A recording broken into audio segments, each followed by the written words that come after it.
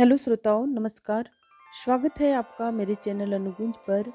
साहित्यिक विधाओं की श्रृंखला में आज सुनेंगे लेखक भानु प्रकाश द्वारा लिखित उपन्यास तुझसे नाराज नहीं जिंदगी। तो आइए सुनते हैं लेखक भानु प्रकाश द्वारा लिखित उपन्यास तुझसे नाराज नहीं जिंदगी का भाग 3। लगभग 1.5 वर्ष बीत चुके थे कॉलेज आए हुए।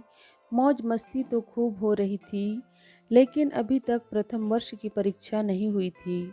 सैकड़ों मुंह सैकड़ों बातें सुनने में आया कि कॉलेज की मान्यता रद्द होने वाली है। कोई कहता अभी तक रजिस्ट्रेशन ही नहीं हुआ है हम लोगों का। रांची यूनिवर्सिटी मना कर रही है, कारण हमारे कॉलेज ने पैसों के लालच में सीट से ज़्यादा एडमिशन दे दिए थे। प्रत्येक इंजीनियरिंग कॉलेज में सरकार द्वारा सीटें निर्धारित की जाती है, आप उससे ज़्यादा एडमिशन नहीं दे सकते। लेकिन हमारे राम इकबाल सिंह कानून से खेलने वाले व्यक्ति थे। जितना अच्छा वो भाषण देते थे उससे ज़्यादा अच्छा वो एक बिजनेसमैन थे। सचमुच एक लालची इंसान। नफरत भर गई मेरे मन में, अच्छाई से भरोसा उठ गया। समाज सेवा की दुहाई देने वाला सैकड़ों विद्यार्थियों का भविष्य दांव पर कैसे लगा सकता है? क्या होगा यदि कॉलेज की मान्यता रद्द हो जाती है? मैं तो कहीं का नहीं रहूँगा। 1.5 साल उधर बीएससी करने में गए, 1 साल तैयारी में लगा और अब इधर 1.5 साल यहाँ, कुल 4 साल। इतने सालों बाद भी वहीं का वहीं रुका हुआ हूँ। ठीक ही कहा गया है, माँ बाप की बात नहीं मानने वालों को हमेशा कष्ट उठाना पड़ता है। शाम का समय हॉस्टल से ढाबे की ओर जाने वाली कच्ची पथरीली सड़क पर 5 नौजवान बेमन से पैर घिसटते चले जा रहे थे। अन्य दिनों के विपरीत चुपचाप अपने अपने विचारों में खोए। अमर ने झुककर एक पत्थर उठाया और बॉलिंग करने के अंदाज में दूर फेंक दिया। जो करना है जल्दी करे। अनीस ने चुप्पी तोड़ी। एग्ज़ाम लेना है तो ले ले, नहीं तो बता दे। कॉलेज बंद करना है तो कर दे, लेकिन जल्दी कोई निर्णय हो। केवल समय व्यतीत हो रहा है।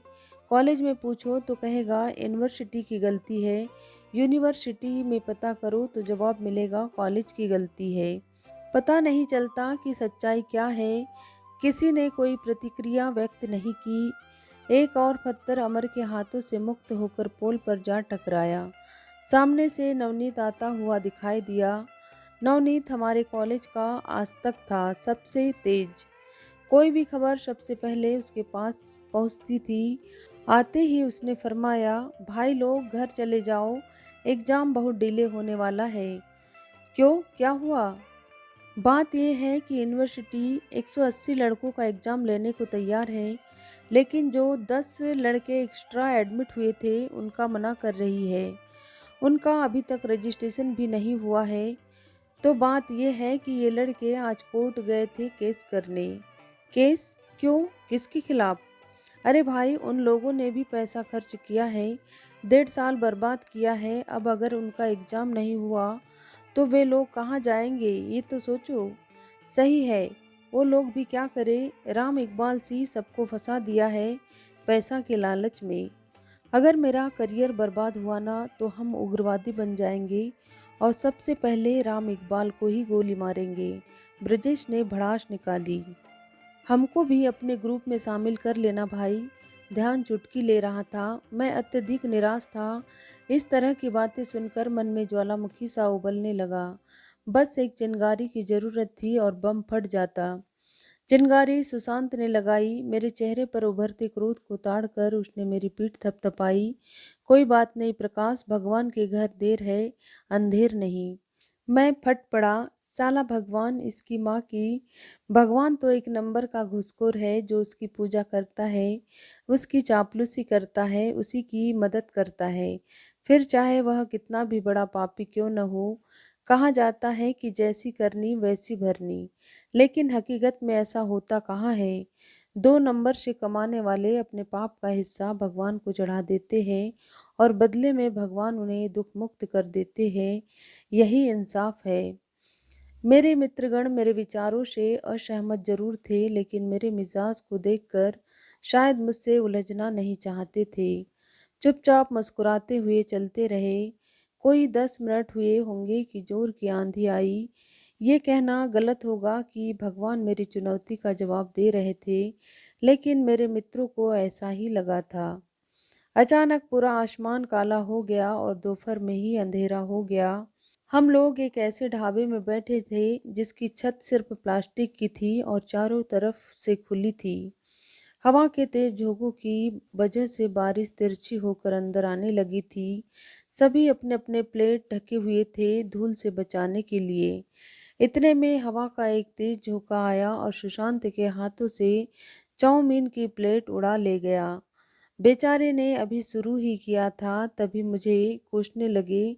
लगता है भगवान तुम्हारी गाली से नाराज हो गए हैं प्रकाश, आज तो प्रलय होगी। डर तो मैं भी गया था लेकिन मैंने सहज होने का नाटक किया। आने दो, मैंने क्या गलत कहा है। अजय पूरी तरह से घबरा गया था। उसे हमेशा जिंदगी से शिकायत रहती थी, लेकिन वह मरने से भी उतना ही डरता था। वह चिल्लाने लगा, भागो यहाँ से, कहीं बिजली गिर गया तो। इस प्लास्टिक के टेंट का भरोसा है। और वह भागा जान लेके। भीगते हुए रोड के उस पार एक पक्का मकान था। हम भी भागे पीछे पीछे। हेलो माँ, एक बुरी खबर है। क्या हुआ, कुछ दिक्कत है? माँ, बात ऐसी है कि वो मैं फेल हो गया हूँ। चल झूठा कहीं का, बचपन से आज तक हमेशा फर्स्ट आया है, फेल कैसे हो सकता है? ये इंजीनियरिंग है माँ, मालूम है कितनी कठिन है इंजीनियरिंग की पढ़ाई। तो क्या हुआ, सच सच बता, रिजल्ट क्या रहा? First class with distinction. हमको इंग्लिश समझ में नहीं आती है। टॉप किए हैं हम, पूरी क्लास में सबसे ज़्यादा नंबर। सब राम जी की कृपा है। अच्छा, मेहनत हम करें और श्रेय राम जी ले जाए, वाह। ऐसा कहा जाता है, इससे इंसान को खुद पर घमंड नहीं होता। और ये भी सच है कि तुम प्रश्न पत्र खोलने से पहले गायत्री मंत्र पढ़ते थे, याद है? पर अब ऐसा नहीं करता, मैंने प्रतिवाद किया। तुम कहोगे क्या, हमें सब मालूम है, मन ही मन जरूर करते होंगे। कोई दिखा के करता है, कोई छुपा के करता है। पता नहीं माँ खुद को सांत्वना दे रही थी या मुझे अधार्मिक होने से बचाना चाह रही थी। उनके लिए यह स्वीकार कर लेना कठिन था कि उनका पुत्र अब पूजा पाठ नहीं करता। जो बच्चा सुंदरकांड पूरे चाव से पढ़ता था, उसके लिए रामचंद्र अब एक इतिहास पुरुष मात्र थे। जो बच्चा गायत्री मंत्र और महामृत्युंजय मंत्र धड़ल्ले से बोलता था, उसके लिए अब ये मंत्र किसी भाषा विशेष के सुंदर शब्द मात्र थे। माँ का पूजा करना अब उसे खेल लगता था। हाँ, एक खेल नहीं तो और क्या है। ठाकुर जी को नहलाना, उसके बाद कपड़े से पोंछना, फिर नए वस्त्र पहनाना, फिर टीका रोली करना, फिर फूल मिश्री जल आदि चढ़ाना। मैं अक्सर मजाक करता था, माँ ठाकुर जी को भूख लगी है, खाना खिला दो। जो सारे जगत को खिला रहा है उसे हम लोग क्या खिलाएंगे? ये तो बस एक श्रद्धा है, भक्ति है। मेरी नादानी पर माँ हंसती। अगले दिन मैंने वो किया जो मुझे भी नहीं मालूम कि मैंने क्यों किया। हाँ, मैं मंदिर गया था बरसों बाद। शायद इसलिए कि मेरे सभी साथी जा रहे थे, वो भी जो सिर्फ पास हुए थे। ऐसे में मेरा नहीं जाना एक अभिमानी संकेत होता।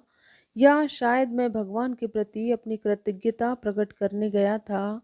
जब इंसान की मुरादें पूरी हो जाती हैं तो सब कुछ अच्छा लगने लगता है। सच में उस दिन नारियल फोड़ना खेल नहीं लगा था। पत्थर की मूरत में भगवान नजर आए थे। पूरी श्रद्धा से मैंने घंटी बजाई थी और उसकी टन की ध्वनि मेरे हृदय की ध्वनि में एकाकार हो गई थी। पूजा पाठ व्यर्थ नहीं है, यह मन में सकारात्मक विचार पैदा करता है, ऐसा भाव जगा था मेरे मन में। Yes mom, you was right. मंदिर की सीढ़ियों से उतरते वक्त एक भिखारी मिल गया। आज सिक्के नहीं दे सकता था। मैंने 10 का एक नोट उसके हाथों में थमा दिया। रात की दैनिक सभा में मुझ पर मौका परस्त पुजारी होने का आरोप लग ही गया। क्या वे मतलबी इंसान भगवान को भी सिर्फ मतलब के लिए पूजता है? अमर के पास आज मौका था मेरी प्रगतिवादी छवि को तोड़ने का।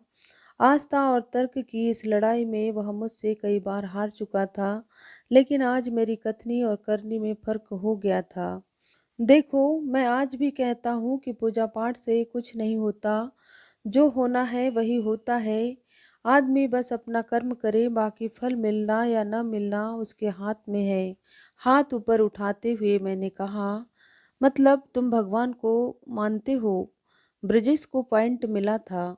नहीं, मैं भगवान को नहीं मानता। तो फिर उस दिन गाली किसको दे रहे थे? और आज भी ये कह रहे हो कि फल देना उसके हाथ में है। अनीस ने हमला बोला। चौतरफा हमले से मैं कुछ हड़बड़ा गया। मेरा मतलब है कि मैं भगवान को नहीं मानता, लेकिन हाँ, ये जरूर मानता हूँ कि कोई न कोई शक्ति है जो इस संसार को चला रही है। अगर आप इस शक्ति को भगवान कहते हैं तो मैं भगवान को मानता हूँ, और अगर आप 4 सिर वाले या 10 हाथ वाले किसी जीव को भगवान कहते हैं तो मैं भगवान को नहीं मानता। इस जवाब से विरोधी गण कुछ देर के लिए चुप हो गए। तकिए पर लदते हुए ब्रजेश ने अगला अस्त्र फेंका। चलो, मान लिया कि भगवान निराकार है, अर्थात उसका कोई रंग रूप आकार नहीं है, लेकिन संपूर्ण विश्व की गतिविधियों पर उसका नियंत्रण है। क्या तुम ऐसा मानते हो? निसंदेह उत्तेजित होते हुए मैंने बोलना शुरू किया। ये तो बिल्कुल स्पष्ट है कि ये दुनिया किसी विशेष नियम के अधीन चल रही है, भले ही हम और आप उसे समझ न पाए। अब ये पृथ्वी सूर्य के चारों ओर चक्कर लगाती है, अन्य ग्रह भी अपने अपने सूर्य की परिक्रमा करते हैं। ये क्या है? क्या ये अनायास है? आप कहेंगे कि यह गुरुत्वाकर्षण बल के कारण होता है, लेकिन ये गुरुत्वाकर्षण बल आता कहाँ से है? शायद इसका कोई जवाब विज्ञान के पास नहीं है। मेरे विचारों को आगे बढ़ाते हुए अमर ने कहना शुरू किया, वही तो मैं बोल रहा हूँ कि विज्ञान ही सब कुछ नहीं है। ये तो तुम हो जो ईश्वर की सत्ता को नकार रहे हो। मैं कहाँ नकार रहा हूँ? मैंने कहा, मैं ईश्वर के दैहिक रूप को नहीं मानता। मैं ईश्वर के निराकार, अगोचर, अजन्मा, सर्वव्यापी रूप को मानता हूँ। ईश्वर सर्वशक्तिमान है, समय से परे है, कल्पना से परे है। वह सर्वत्र उपस्थित है। फिजिक्स के एक टीचर ने मुझसे कहा था कि अगर ईश्वर कहीं है तो वह ऊर्जा है। वाकई ऊर्जा ही ईश्वर है। यह हमारे और तुम्हारे भीतर आत्मा के रूप में मौजूद है। जब यही ऊर्जा या आत्मा शरीर से निकल जाती है तो शरीर मृत हो जाता है। इसलिए कहा भी गया है कि शरीर मरता है, आत्मा नहीं। आत्मा तो अमर है, अवध्य है। वहाँ प्रकाश, वाह क्या बात है! बहस अपने चरम पर थी और मेरे रूम में लड़के आते जा रहे थे। कुछ तो इस गर्मा गर्म बहस में भाग ले रहे थे, कुछ बस मौन रूप से मजा ले रहे थे। इतने में मेस की घंटी बज गई। आज चिकन मिलने वाला था, लेकिन कोई वहां से हिलने को तैयार नहीं था। तो इसका मतलब ये हुआ कि तुम नास्तिक नहीं हो? नहीं, मैं नास्तिक नहीं हूँ, साथ ही आस्तिक भी नहीं हूँ। आप मुझे अर्ध नास्तिक कह सकते हैं। वहां उपस्थित एक सज्जन कुछ असहज हो रहे थे। भगवान नहीं है ऐसा कैसे हो सकता है? क्या बकवास कर रहे हैं ये लोग? क्या रामचंद्र भगवान नहीं थे? क्या हनुमान जी ने सीना चीर कर नहीं दिखलाया था? या फिर कृष्ण ने अपनी एक उंगली से पर्वत को नहीं उठाया था? कह दो कि ये सब काल्पनिक कहानियां हैं। विज्ञान के साथ यही दिक्कत है, वह हर चीज का प्रमाण खोजता है। दो चार शब्द क्या सीख गए ये लोग, चले हैं भगवान पर बहस करने। वे उठकर जाने लगे। चलता हूँ यार, भूख लगी है। अच्छा, एक बात का जवाब दो कोई। जैसा कि कहा जाता है कि आत्मा न तो जन्म लेती है न मरती है, तो फिर दुनिया की आबादी कैसे बढ़ रही है? मतलब नई आत्माओं का जन्म हो रहा है, यही ना? ऐसा नहीं है। कुछ जीवों की संख्या कम हो रही है तो कुछ की बढ़ रही है। मतलब सिर्फ रूपांतरण हो रहा है। मैंने स्पष्ट किया। लेकिन अगले प्रश्न का जवाब नहीं था मेरे पास। सृष्टि के आरंभ में सभी जीवों की संख्या कम रही होगी। निसंदेह नई आत्माओं का जन्म होता है, तभी तो दुनिया आगे बढ़ी। कुछ देर की चुप्पी के बाद अमर ने इसका समाधान सुझाया। देखो, ऐसा है कि पूरे ब्रह्मांड की ऊर्जा नियत है, ठीक? जब कोई जीव जन्म लेता है तो ब्रह्मांड की ऊर्जा उसके शरीर में प्रवेश करती है, और जब मरता है तो वापस ब्रह्मांड में चली जाती है। अजर अमर वाली बात जो आत्मा के लिए कही गई है वो वास्तव में ऊर्जा के बारे में कही गई है। जीवों की संख्या कम या अधिक हो सकती है, लेकिन उनकी कुल ऊर्जा हमेशा नियत रहती है। यही भौतिकी का नियम भी है कि ऊर्जा का न तो निर्माण किया जा सकता है न ही विनाश, केवल उसके स्वरूप में परिवर्तन किया जा सकता है। बेहतरीन व्याख्या। लेकिन एक बात बताओ अमर, जैसा कि लोग कहते हैं कि सब कुछ ऊपर वाले के हाथ में है, तो फिर कर्म क्या है? अगर सब कुछ भाग्य में पहले से ही लिखा है तो फिर इंसान कर्म क्यों करे? ब्रजेश ने जानना चाहा। मैं नहीं मानता, मैंने प्रतिवाद किया। मुझे लगता है कि इस दुनिया में पहले से कुछ भी तय नहीं है। जो कुछ होता है वह इंसान के कर्म से ही निर्धारित होता है। अगर ऐसा है तो फिर भाग्य की बात लोग क्यों करते हैं?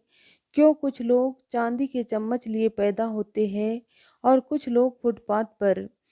क्यों कुछ लोग सुंदर पैदा होते हैं और कुछ लोग दृष्टिहीन, अपंग और गूंगे? कर्म का कौन सा सिद्धांत यहाँ लागू होता है? अजय के तल्ख सवालों से माहौल गंभीर हो गया।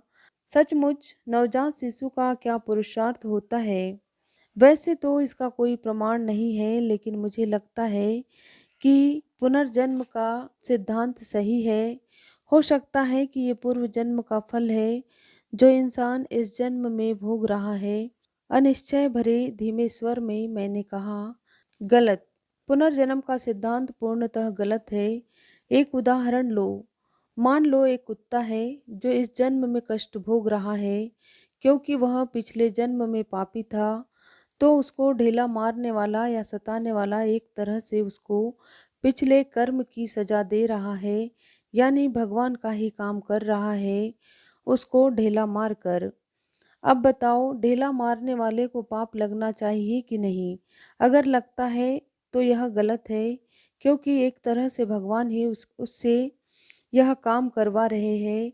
अगर नहीं लगता है तो फिर कर्म फल सिद्धांत यहाँ फेल हो जाता है। वैसे भी विज्ञान के अनुसार पूरी सृष्टि की तुलना में इंसान का जन्म एक हालिया घटना है।